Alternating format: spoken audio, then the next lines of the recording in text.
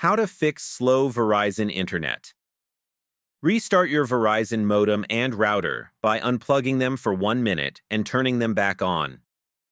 Check your internet speed using a trusted speed test to see if it matches your plan. Move your router to a central open area away from walls and electronic devices. Disconnect unused phones, smart TVs, and other devices that may be using bandwidth. Connect your computer directly to the router with an Ethernet cable to test wired speed.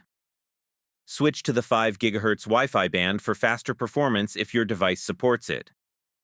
Update your router firmware and make sure your device software is fully updated. Pause large download streaming or cloud backups while you need faster internet.